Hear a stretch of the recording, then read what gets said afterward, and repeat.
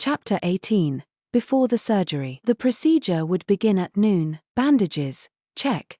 Salve. Check. Maomao ticked off the supplies on her fingers for the umpteenth time. They'd ground the medicine from the finest possible ingredients, making everything carefully to ensure there were no impurities. The bandages had been made from new cloth, torn into uniform pieces and boiled to disinfect them. Maomao was doing the final checks with Auntie Liu, as well as making sure the place was clean. The emperor's resting chamber was likewise ready and waiting. The room where he would be after the surgery was, needless to say, a special place. It was no ordinary bedchamber, but had another room specially built adjacent to it. There would be a physician in attendance there at all times. If anything unusual occurred, day or night, they would be able to see to His Majesty immediately. The room was almost entirely white, furnishings kept to a minimum and purely aesthetic decorations avoided. This would minimize the number of places dust could collect and make the place easy to clean. The bed itself had been the object of particular care. It was stocked with pillows of the perfect firmness, not too soft and not too hard, in deference to the fact that the emperor would not be able to turn very much in his sleep. The pillows were even stacked to support his body. The most unusual thing was that there were two beds right next to each other. Why would they do that? It was because they would change the sheets every single day. Sweat and skin excretions could give rise to mold and insects. Bedding probably would have been fine for a few days at a time, but this was the emperor they were talking about. To make sure he got the best rest possible, the sheets would be changed even if they were merely damp with sweat. Each time they were changed, the staff would have His Majesty moved to the other bed. I wonder how much a super luxurious bed costs. The beds were not lavishly accessorized, but Maomao wondered how many silk outfits could be made from even one of those canopies. Initially, there had been a suggestion that there should be two entirely separate rooms, and that the emperor should move between them while the sheets were changed and the cleaning done, but others objected that moving him was a risk, so this was the solution they had come to. In addition, ample attention would be paid to ventilation while cleaning, and care would be taken not to stir up too much dust. Whatever happened, they would make sure the emperor survived.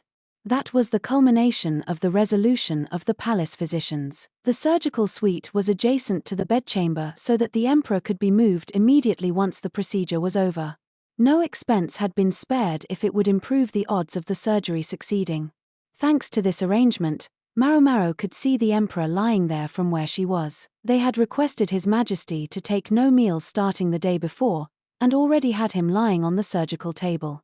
They'd administered the anesthetic already, not long ago, and also planned to use needles to dull the pain. Choosing the right anesthetic was sure difficult. They'd settled on a concoction focused on hemp, which had some addictive qualities but would not present issues as long as it wasn't used long-term. Maomao wasn't sure how much it would lessen the pain, but they would just have to ask the emperor to endure what remained. As far as Maomao could tell, the emperor seemed calm. Maybe Lady Arduo was able to talk him around. She didn't know what kind of will he had left, but she was determined that it wouldn't be necessary. Something nagged at her, though. Isn't he a little too calm? The emperor looked oddly at peace, despite the fact that he had no makeup concealing his pallor. Everything looked normal. Maomao asked the physician, checking the effect of the anesthetic. Yeah, pretty good. The doctor seemed relieved, but Maomao was still unsettled. Dr. Liu and Luo Men were having their last discussion. They'd spoken to the emperor briefly before the anesthetic had been administered. He still looked like he was in pain then, so the anesthetic was doing its job. That was good. But Maomao thought it had worked a little too quickly. This seems oddly familiar. She was almost sure she'd seen something written somewhere about when appendicitis pain abruptly receded. I'm pretty sure it said, "What's the matter?" Auntie Liu asked Maomao. I'm sorry. I need to go back to the medical office. Is that all right? Yes, it's fine. We're just about set here. Thank you. Maomao hurried to the medical office. The post-surgical team was there, and looked startled when she burst in, out of breath. What's going on? Asked Tall Senior. Where's Carter's book? Maomao gasped out. Over here. One of the physicians took her to a room in back. Ordinarily it was kept locked, so only authorized personnel could get in. Maomao sank her proverbial teeth into the book. Hey. Not so rough. You'll tear it. Maomao ignored the voice, looking desperately through the pages. Not here. Not here either. Where was it? Finally her eyes alighted on the sentence. When the appendix ruptures, pain may temporarily subside. This is it, she said, holding up the book triumphantly. I said, be gentle with that, the physician cried, but Maomao showed him the page. I'm concerned about what it says here. Read this. Easy for you to say. The physician squinted at the characters, which were written in an unfamiliar style. Chem.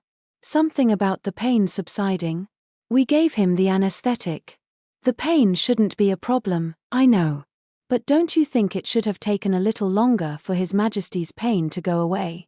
Maomao looked for the materials on the anesthesia experiments but couldn't find them. The anesthetic should take a little more time to kick in. The physician paused. Maybe we should report it to Dr. Liu, just in case. Maomao and the others hustled to the room where Dr. Liu was conversing with Luo Men. Dr. Liu was clearly displeased to be interrupted in the middle of his conversation. Luo Men and all the other physicians present looked distressed by the intrusion of Maomao and her party. What in the world is going on? Dr. Liu demanded. We're concerned about His Majesty's status, Tall Senior said. Cut to the chase. From the moment he heard the words His Majesty, Dr. Liu was ready to listen. He knew very well that it was impossible to predict how an illness might progress, and where the clue that it had might come from it could be in the smallest change. The anesthetic was administered only a short while ago, but he already says he feels no pain, Maomao said, showing Dr. Liu Carter's book. Dr. Liu and Luo Men peered at it, their faces grim. All right, this conference is over. I want you all to get ready as quickly as you can and get to your posts, Dr. Liu said, and then he proceeded toward the surgical room at a brisk trot. Tell me how he's looking. I think Maomao would be best placed. Tall Senior said, giving her the lead. Dr. Liu tapped Tall Senior on the shoulder and jerked a thumb in Luomen's direction. An instruction to help Luo Men to the operating room. Maomao. Situation? Dr. Liu asked. Yes, sir. Maomao had to jog to keep up with the doctor's long strides. His Majesty was experiencing stomach pain when you and Dr. Khan examined him an hour ago. That's right. The anesthetic was administered about 30 minutes ago, I believe. When the physician asked His Majesty how he was feeling shortly after, His Majesty reported that there was no pain. Shortly after, Dr. Liu's strides became even longer. Luo Men walked behind them, supported by Tall Senior. Dr. Liu stopped in front of the operating room and took a deep breath. Dr. Liu, said the physician who had examined the emperor. Aren't you a bit early? What's His Majesty's status? Sir. His stable. The anesthetic seems to be working brilliantly, and A glare from Dr. Liu stopped the explanation in its tracks. Liu, you can't go giving people that look, Luo Men admonished him as he and Tall Senior arrived. He and Dr. Liu went into the operating room. Maomao and Tall Senior prepared to wait outside, but Dr. Liu turned and said, I want you both in here. Is that all right? Maomao wondered, checking her outfit to make sure there were no stains or dirt. What is it? The emperor asked as they entered. His eyes were unfocused. The anesthetic is working. How are you feeling? Any nausea or pain? Dr. Liu asked. I feel very calm. Your medicine must be working. Why didn't you give this stuff to me ages ago? Because it won't help nearly so much if you overuse it, sir. And it can create dependency. The difference between an anesthetic and a narcotic was in how you used it. I'd like to perform a physical examination. All right, sure. Dr. Liu touched the lower right of the emperor's abdomen. How does that feel? No pain, the emperor replied. Dr. Liu looked less than thrilled. I'll be back in a moment. He left the operating room, and practically no sooner was he through the door than he stamped on the ground like a child throwing a tantrum.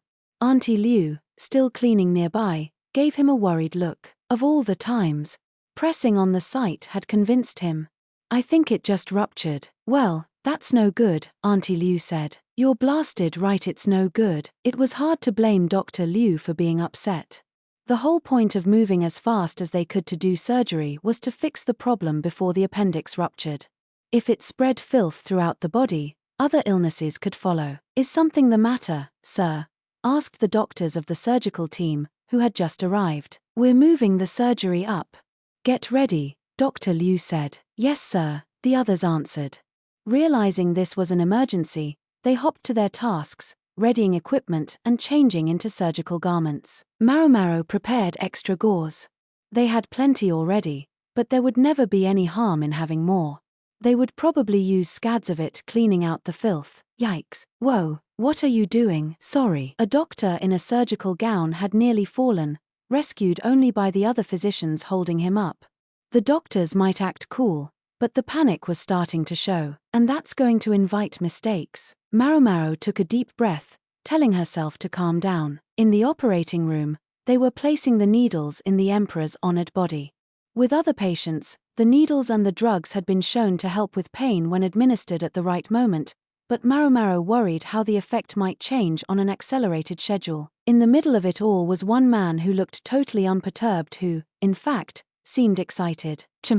It was Tian Yu, so at ease that he even had it in him to be humming.